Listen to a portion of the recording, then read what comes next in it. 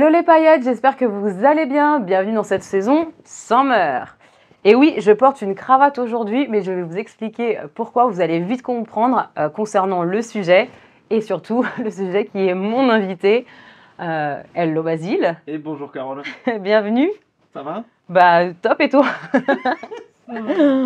Alors déjà, merci de me raconter ton parcours et de nous raconter ton parcours, parce que je sais que ça n'a pas été facile, parce que maintenant, alors on rigole de ça, mais précédemment, dans ta vie d'avant, il y avait des choses à réaligner et tu as su écouter l'univers et te réaligner au fur et à mesure de ton parcours de vie. Mais avant de commencer, qui es-tu? Si tu peux te présenter en quelques phrases ou quelques mots. Donc je suis Basile et je suis chanteur d'un groupe de mantra, de concert de mantra, qui s'appelle Art Yogi. Okay. Un groupe qui consiste à faire répéter plusieurs fois pendant longtemps la musique de façon à ce qu'elle vous pénètre bien et qu'à la fin vous soyez vraiment aligné avec vous-même. Ça fait du bien, quoi. Donc on fait de la musique qui fait du bien. Donc tu es chanteur maintenant, voilà. Mais avant Avant j'étais juriste, voilà, et directeur financier. Donc en fait c'est là, on va parler de ton défi émotionnel, c'est comment tu passes de directeur financier à chanteur dans un groupe de mantra en ukulélé avec un turban. On les appelle comment d'ailleurs, les turbans? Un turban. Turban. En fait, on ne le met pas tout le temps. C'est pas. Tu dors pas avec? On dort pas avec.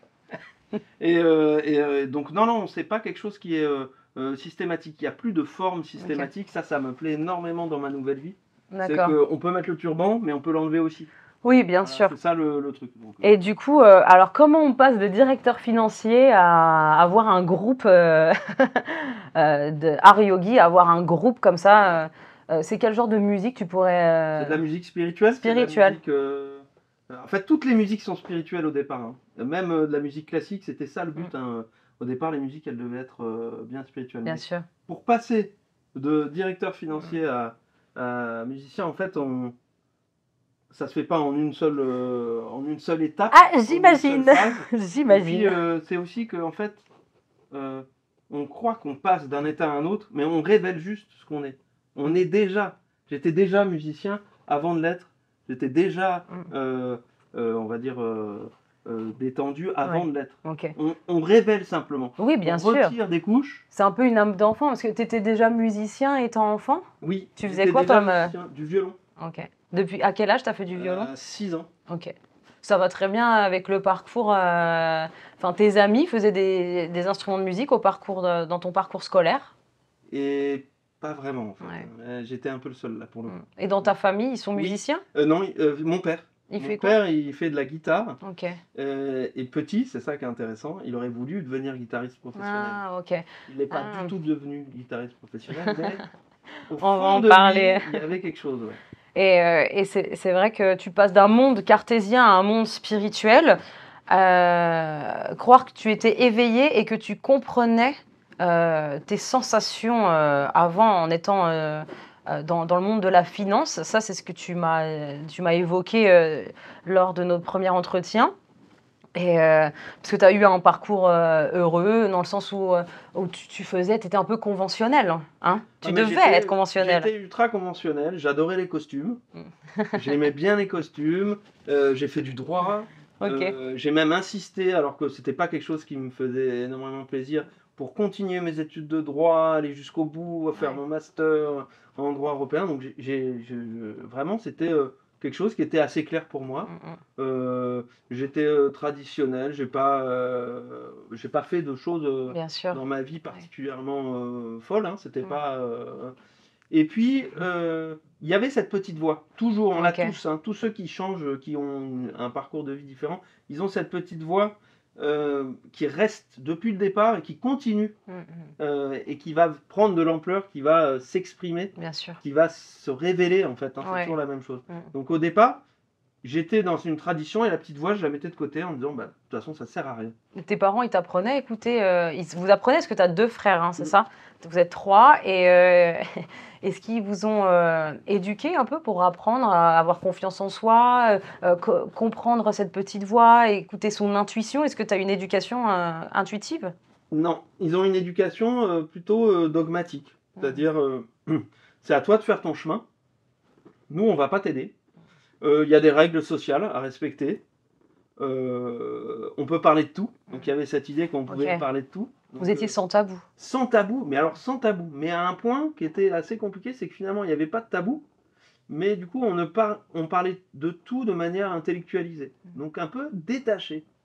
Et c'est ça qui est en fait important, c'est que j'ai été détaché de mon ton cœur, toi, bah mon cœur en fait, au de sens ton âme aussi, hein, émotionnel. bah oui. J'étais détaché parce que finalement on avait pris l'habitude de prendre ce recul intellectuel sur ce qu'on faisait, et c'était comme ça. C'était, on pouvait parler de sexe, on pouvait parler de vos émotions aussi. de polyamour, on pouvait parler de n'importe quoi. Ah oui, ils sont quand même ouverts d'esprit tes parents, Oui, parce mais que on parle de polyamour là.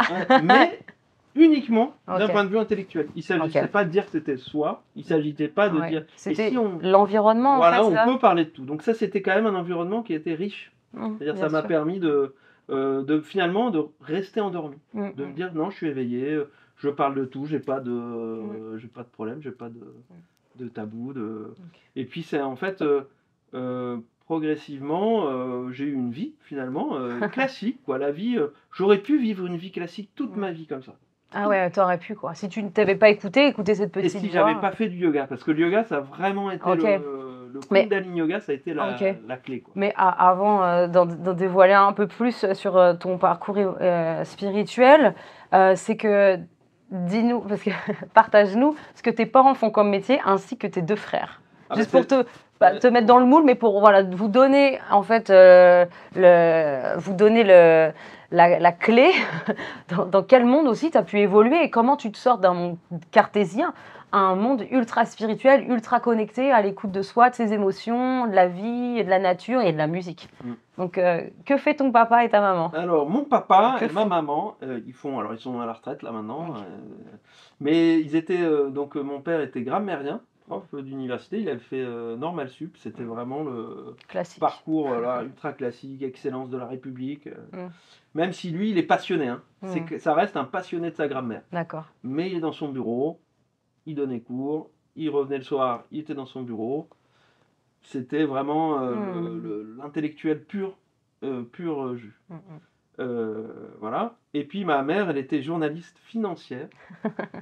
Le bagage. Donc voilà, donc elle a quand même une capacité de communication plus importante que mon père notamment. Mais quand même. Ensuite, elle est devenue prof d'éco. Donc vraiment dans un domaine basique. Oui, enfin, bon. basique.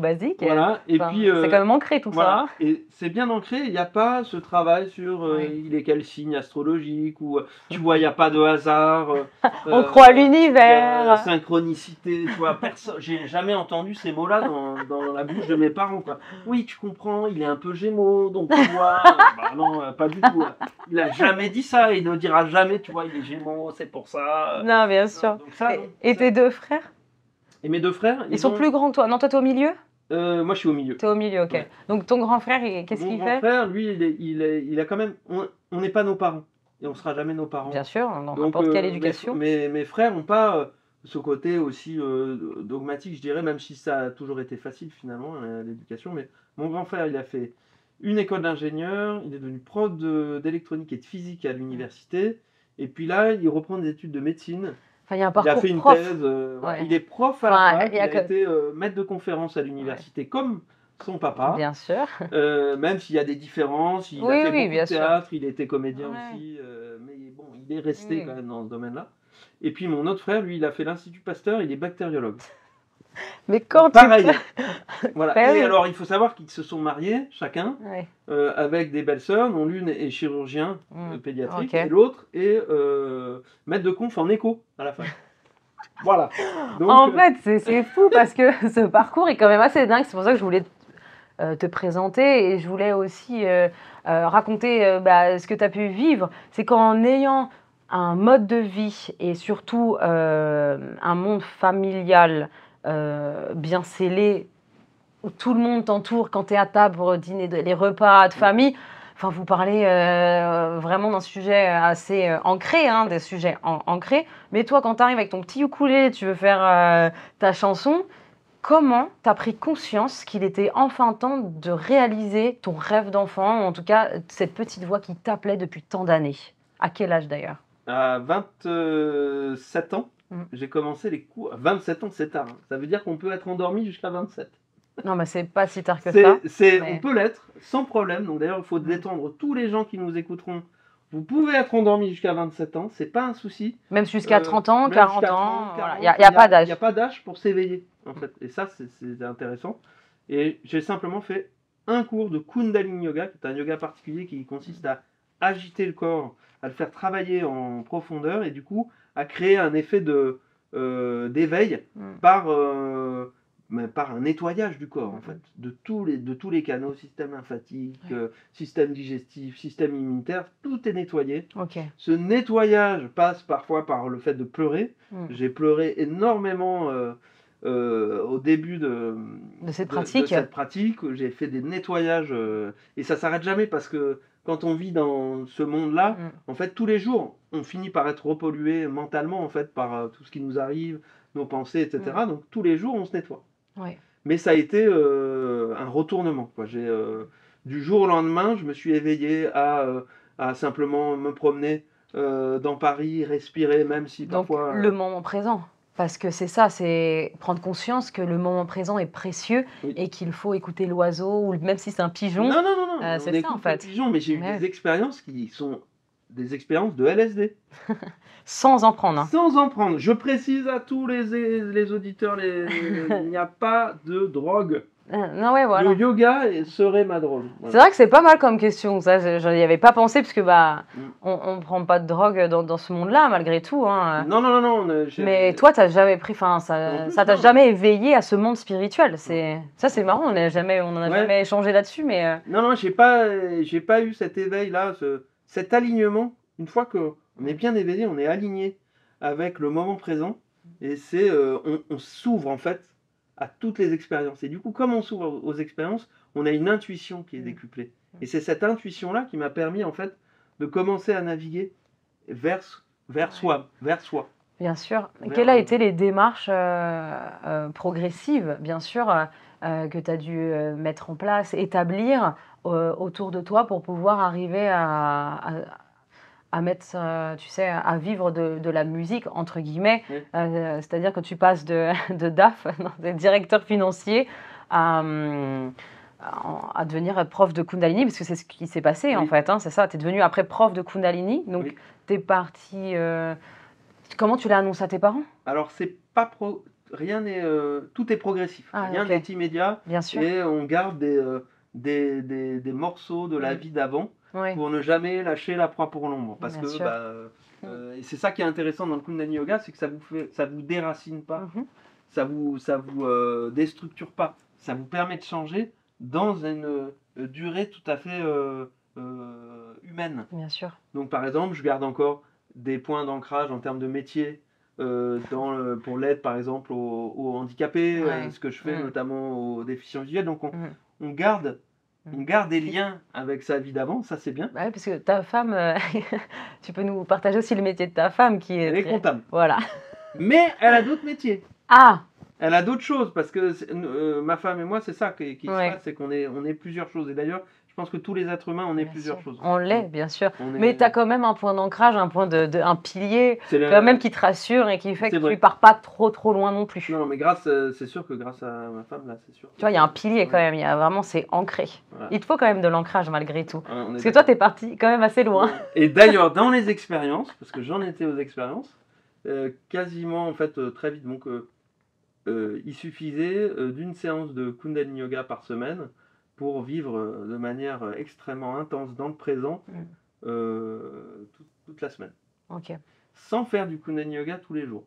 Ça, mais le Kundalini Yoga, c'est juste un outil pour être soi. Hein. C'est pas le Kundalini Yoga qui est important, c'est comment on trouve l'outil pour être soi-même. Oui, voilà, exactement.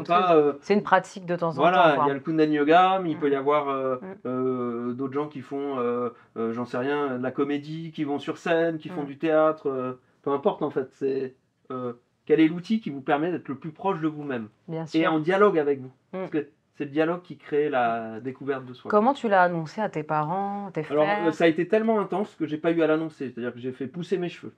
Mes cheveux sont arrivés ici, je les ai mis en queue de cheval, la barbe, je l'ai fait pousser hyper longue. Je m'habillais plus qu'avec Sarwell. des trucs blancs, donc j'ai pas eu à l'annoncer, quoi. Mais non, mais ça, parce que tu Mais par n'es contre, j'ai tu es pas comme ça non, aujourd'hui, ah non, hein. Donc ça a été du tout au tout quand même. Tu Ouais. passes de la cravate Oui, à l'habit traditionnel du Kundalini. ouais, c'est ça, d'un coup. Parce Et, que les personnes qui pratiquent énormément le Kundalini, qui sont puristes, je dirais, ouais, ils ont la ils ont barbe, la barbe, ils ont le ils turban, ont le les cheveux turban, longs, enfin, il y a voilà. plus, on coupe plus en fait. Donc tu es passé d'un extrême à l'autre quand À même. l'autre. Et en discussion parce que j'ai le souvenir d'une discussion où j'ai dit à mes parents que je croyais en Dieu. En Dieu, pas Dieu, pas ni catholique, mais en l'univers. J'y croyais parce que j'avais expérimenté ça. T'avais la Cette foi. discussion, ouais, j'avais la foi. Ouais. Cette discussion-là, je m'en souviens, il y a eu une opposition au sens où ils ont discuté parce que ce qui est intéressant dans ma famille, c'est qu'intellectuellement, la question de la croyance est une question valable. Aucune question n'est pas valable. Bien sûr, ils sont pas fermés Ils en sont fait. pas fermés. Mais du coup, ça peut durer des heures. Ben, c'est ça. Alors que j'ai discuté, j'ai expliqué que je croyais en Dieu. Ils ont une tendance à penser que la croyance en Dieu est une façon d'expliquer le monde pour les personnes qui seraient trop angoissées. Bien sûr, mais Ce qui est tout à fait vrai. C'est-à-dire qu'au de départ, croire en quelque chose après. voilà, j'étais très angoissé. J'étais au point d'être paralysé dans ma vie, finalement bloqué, quoi. Et finalement, cette croyance et cette foi en quelque chose de plus grand, quelque chose d'infini, m'a ouvert, m'a permis de travailler mon intuition, de faire des connexions avec toutes les religions, de se rendre compte que finalement aucune religion n'était détachée l'une de l'autre, on est tous connectés, reliés. Et j'en ai discuté, il y a des philosophes qui en parlent, des philosophes reconnus par les intellectuels. Donc je peux faire des liens, ce qui est intéressant aujourd'hui, c'est que j'ai pu faire des liens avec ma famille sur ces questions-là. Eux, ils ont une acception qui est assez intellectuelle de la vie spirituelle. Moi, je leur présente une vie spirituelle, émotionnelle, reliée à la vibration, à la musique. Et voilà. Mais c'est vrai que le changement pour eux est à la fois brutal et en même temps, tout le monde a trouvé ça évident. Bien sûr, bah oui. C'est-à-dire. Ça te ressemblait aussi, mais tu as eu peur? Quelles étaient les émotions que tu as traversées? Récemment, quand même, j'ai dû. Un jour, mon frère me téléphone et me dit: Mais Basile, là, tu me parles comme si tu voulais faire de la musique ta vie. Et au départ, je m'étais dit: Ben non, je vais pas. Je vais dire: Non, non, mais t'inquiète pas, je garde des. Puis je me suis dit: Non, je vais être direct. Non, c'est bien ça. Tu te trompes pas. Et comment il a réagi? Eh ben, il a été très. Enfin, apaisé. Il s'est dit: Enfin, tu me dis la vérité. Ah, c'est beau. Ah, donc un vrai soutien de ton frère. C'est quel, le plus grand ou le plus petit? Le plus grand. Et le petit, Je sais pas, là. Le petit, il sait pas que tu fais de la musique? Si, il sait, mais bon, pour lui. C'est une passade. Voilà, ou alors, de toute façon, c'est pas aussi sérieux qu'un métier, quoi. À un moment donné, voilà. Même s'il me dit: Si tu réussis, tant mieux. Si tu réussis pas, Oui, tant bah pis. après, il te veut du bien. Enfin, c'est normal. C'est les gens bienveillants aussi, Ouais. donc avec qui tu t'entoures. Puis c'est ton frère. Après, il y a des frères qui sont, ou des sœurs qui sont pas bienveillants, mais ouais, t'es bien entouré quand même malgré tout. Bah, c'est-à-dire, il y a eu un passage. Tu t'es senti seul? Oui, parce que sur ce passage au niveau du Kundalini Yoga, il faut être seul. Ouais. C'est-à-dire que le passage à l'éveil de soi, c'est un passage où tu peux tu peux être accompagné, mais c'est tout seul que tu fais ce travail. Donc oui, je me suis senti seul et c'est important de se sentir seul. Mais dans les émotions, pas dans cette dans les émotions, pareil. quête. Dans les émotions aussi. Ouais. On est seul dans les émotions. De toute façon, on peut être bien entouré et se sentir toujours seul jusqu'à la fin. Ça, c'est normal. Mais c'est vrai. Ouais. Et ça a été vraiment le moment. C'est le Kundalini Yoga qui vraiment a fait ce travail de dialogue avec soi. Que je pense que pour atteindre aller vers soi, faut commencer par dialoguer avec soi. Faut être un peu schizophrène, quoi. Voilà, ça y est. Exactement, faut être schizophrène. Mais du coup, parce que quand tu étais directeur financier, après tu as monté ton entreprise aussi. Ben, après, c'était un institut. C'est pas une entreprise, c'était une association. Une association, C'est pas le même fonctionnement. Déjà, je commençais à évoluer, en fait. À partir du moment où j'ai eu cet éveil vis-à-vis de soi, progressivement, doucement, j'ai évolué vers ce que je suis vraiment. Et c'est sûr que je suis pas directeur financier. Je suis aligné quand je fais de la musique. Ouais, voilà, tu te sens vraiment. Je suis bien là. Ouais. Et parce que Aryogi, vous êtes deux maintenant. Enfin, voilà, Oui. Aryogi s'est créé à deux avec Oui. Guillaume, ton partenaire musical. Oui. Donc lui, il est en drum, hein, c'est ça? Il fait Voilà, du percussion, percussion. batterie. Ok. Et toi, c'est ukulélé, violon depuis voilà, dans Voilà, ton et deuxième chant. album. Et chant, bien sûr. Oui, parce que vous deux, vous êtes complémentaires au niveau du chant. C'est ça. Et comment vous êtes rencontrés avec Guillaume? Parce qu'avant, tu n'avais pas de band. Non, Tu étais j'avais pas seul. de band. T'avais J'avais pas pas de de band, band. quoi. Tu étais seul. Oui, Tu faisais j'étais déjà du seul. ukulélé avant de le rencontrer? Je faisais déjà du violon. Ok, oui, bah oui, ça depuis tout petit. Je faisais du piano, je faisais de la guitare, je chantais, Ah je oui. faisais du ukulélé. Ah oui, tu fais quand même plein Tout d'instruments, seul. pas que du violon ni du ukulélé. Voilà, tout Ok. seul et caché. Dans sa grotte. Tout seul et caché.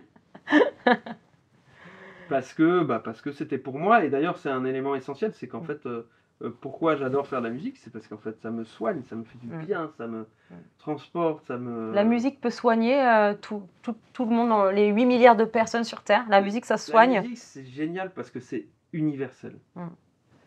C'est-à-dire que peu importe quelle langue on parle, au moment où on fait vibrer de la musique, qu'on soit en Inde, en Chine, Bien sûr. on a cet effet de vibration. Et Ouais. c'est pour ça, finalement, je me suis dit, c'est le meilleur moyen de communiquer. Je suis un grand bavard, mais le Non, meilleur... pas du tout. Mais le meilleur moyen, finalement, de communiquer une Ouais. vérité, une authenticité Mm.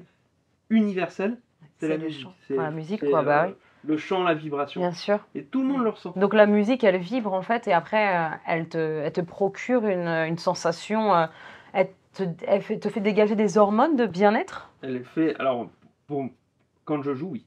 Et Quand tu d'ailleurs, joues. tout le monde le Le constate, ressent, bah oui. Je me fais plaisir. Mais c'est pas un plaisir solitaire.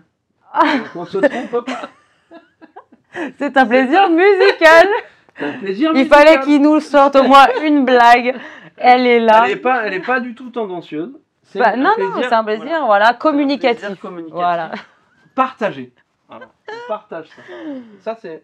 Et ça, c'est vrai que toi, tu es très dans le partage en plus. Hein. Voilà, et puis c'est vrai que je suis une éponge, une émotion. Mm. C'est chaque moment pour moi était un émerveillement. Bien sûr, ouais, tu es tout le temps émerveillé, comme un enfant. En fait, ce que j'aime chez toi, c'est que ton âme d'enfant, elle est toujours intacte. Et ta pureté, ta bienveillance, et c'est ce qu'on retrouve chez un enfant. Et c'est pour ça que j'aime aussi ton énergie et j'aime nos conversations qui durent des heures. C'est parce que tu es tellement innocent et tu apportes cette bienveillance et cette innocence au monde, et à travers la musique, tu propages. Et t'entendre propager et te sentir aligné et vibrer, bah moi tu m'as conquise hein, depuis longtemps avec Aryogi et avec Guillaume, évidemment. Une petite question, est-ce que tu saurais me faire un nœud de cravate? Mais pas du tout quoi.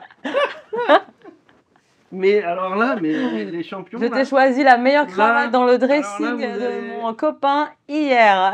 Bah, J'ai mis du temps à la choisir. Oh là là. Bon, le temps que tu essayes de faire le nœud de cravate. Je crois que c'est ça. Il faut savoir que le rouge, j'ai choisi cette couleur parce que c'est la couleur du pouvoir. C'est la couleur que les hommes politiques aiment bien porter en cravate, en écharpe.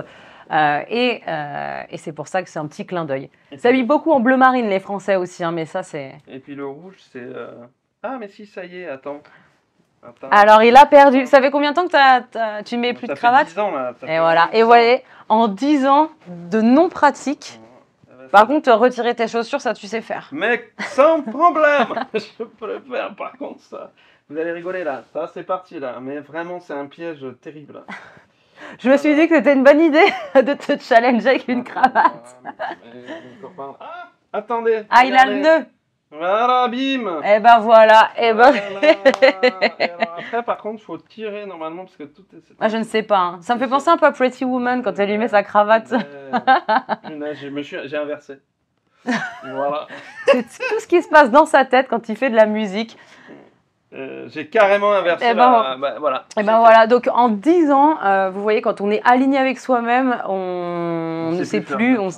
On perd cette gestuelle, cette routine de tous les jours. Donc on peut s'instaurer une routine. Et le Kundalini, c'est une routine qui est incroyable pour l'avoir pratiqué plusieurs fois. Enfin, je suis tombée aussi amoureuse. C'est un des seuls yogas où je me sens alignée avec moi-même, notamment parce qu'il y a de la chanson et on peut s'exprimer à travers la musique. Maintenant, si tu avais un conseil ou des outils qui t'ont aidé à traverser toutes ces épreuves au niveau, au sein de ton univers, de changer d'un univers à un autre, parce que c'est les opposés, quelqu'un qui voudrait enfin s'écouter, arrêter le travail alimentaire et vibrer avec son âme, qu'est-ce que tu pourrais partager comme conseil? J'aurais tendance à, dans les prises de décision, plutôt favoriser j'ai envie plutôt que j'ai besoin. Donc essayer de toujours se dire je vais aller vers ce que j'ai envie de faire et pas le besoin. Le travail matériel, la manifestation dans la réalité se fera si vous êtes dans une envie. Ça va fonctionner parce que vous êtes plus aligné que si vous êtes dans le besoin. Dans le besoin, il y a un alignement qui est très faible en fait vis-à-vis de l'univers, de la chance en fait. Comment avoir plus de chance, c'est faire des choses avec envie et pas avec besoin. Parce que le besoin ne s'aligne pas avec la chance, avec les éléments. Donc je dirais que dans les prises de décision, dès le début, dès maintenant, vous dites je préfère aller vers quelque chose dont j'ai plus envie que quelque chose dont j'ai plus besoin. Okay. En fait. Et après, ça se fait progressivement. Progressivement. Okay. Il n'y a pas c'est pas une baguette magique. Il y a une progressivité. Mais si vous avez cette petite voie, vous allez y arriver. Ça va se faire tôt ou tard. Ok, merci pour le partage, c'est cool. Maintenant, dans cette nouvelle saison, je fais quelque chose d'extraordinaire, parce que bien sûr l'étincelle, et je sais que ce petit rituel, ça va te parler. Tu prends une étincelle, tu as des enfants, hein, donc tu sais à quoi ça ressemble. Alors en fait, cette étincelle, elle dure 40 secondes, et pendant 40 secondes, quand tu la regardes, tu vas me dire tout ce qui te passe par la tête, comment tu te sens quand tu regardes une étincelle, même la couleur jaune aussi, parce que la couleur est importante, et qu'est-ce que tu as envie de partager en 40 secondes. Et tu peux commencer à l'allumer parce que c'est un peu long. C'est long. C'est long. Allez. Mais quand elle part... Joie, bonheur, lumière infinie. C'est dit, ça y est, c'est fait. Maintenant, silence aussi. Bonheur, joie, infini. Bonheur, joie, infini. Un mantra. Bonheur, joie, infini. Et tu peux le chanter du coup pendant les... Bonheur, joie, infini, infini, bonheur, joie, infini, on fait ce qu'on veut. Liberté, honnêteté, authenticité, lumière, bonheur. Joie, infini. Joie, infini. Magnifique. Satnam. Merci beaucoup. Attends, je vais retirer ça comme ça. Hop, ça ne brûle pas les doigts.